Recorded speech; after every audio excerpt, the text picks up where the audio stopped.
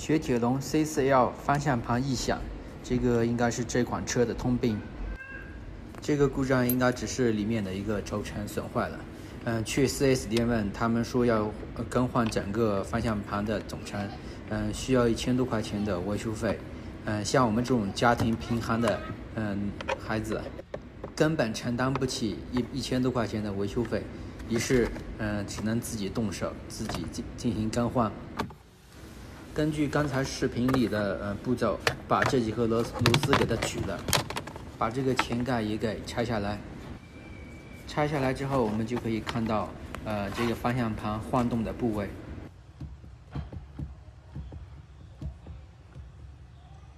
接下来使用13的套筒，把这里的2颗螺丝给拆了。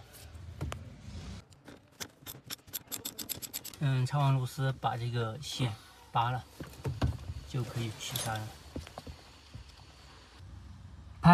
拆下面螺丝的时候，这里顶一颗平头起子，然后才好拆，不然的话它这个会跟着动。接下来就可以把这个抽出来了。接下来把两边的梅花螺丝给拆了，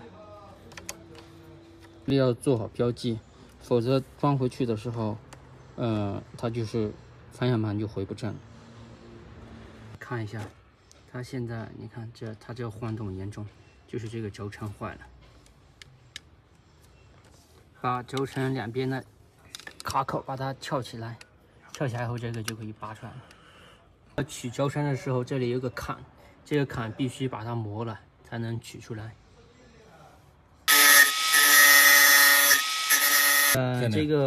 这个拆开以后，我们看它那个轴承其实是好的，它是内圈和外圈是有一个非常大的间隙，这个估计它里面本来是油，填充在里面的。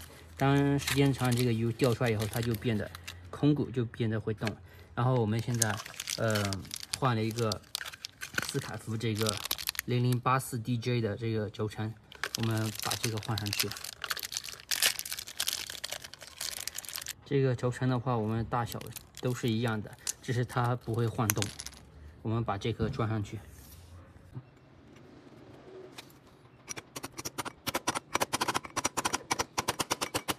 然后用这个铜棒垫着这儿，把这个轴抠回去。刚刚拆的时候没注意，这有一个卡口，这个卡口搬上来以后，它可以方向盘可以动，动了调节以后，这些罩壳才好拆。然后现在把它调好，锁起来。接下来我们看一下这个方向盘还动不动。好的，特别稳了，已经不晃了，已经完美修复完成。